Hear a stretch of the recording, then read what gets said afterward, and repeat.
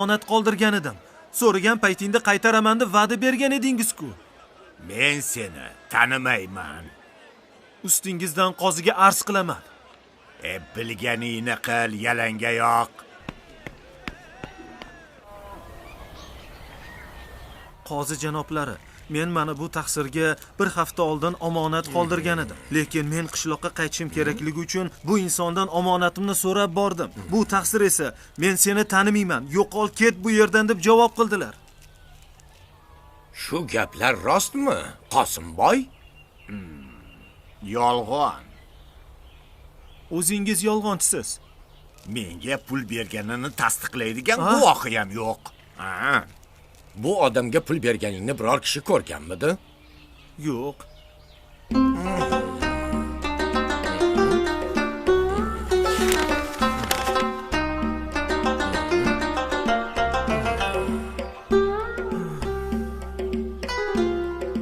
Bu kitobda guvohi yo'q odamning da'vosi asossiz deb yozilgan.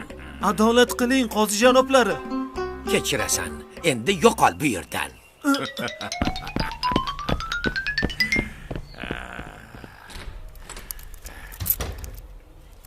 Aqlingizga tasanno, qozi janoblari.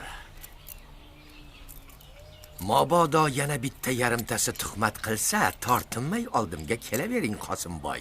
O'zim uning jazosini beraman.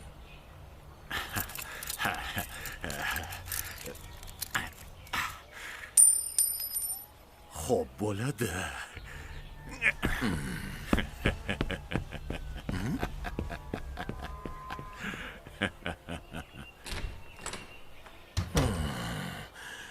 Qurimsoq. Tinchlikmi Qosimboy? Juda xursand ko'rinasiz. Aqlimni ishlatib, yo'q joydan 100 tanga pul ishladim. Nasriddin. Bu battol yana bir baloni boshlaganga o'xshaydi.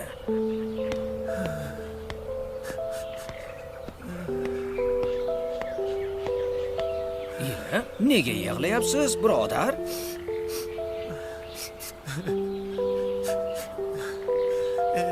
Nimasini so'raysiz, amaki? Bir hafta oldin anavi noinsofga pulimni omonat qoldirgan edim. So'rab borsam sendan pul olmaganman deb turib oldi. Shahar qozisi ham guvohing yo'q deb gapimni tinglamadi.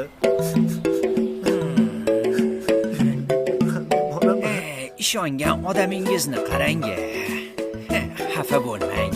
Undan pulingizni o'zim undirib beraman. Qani, men bilan yuring-chi.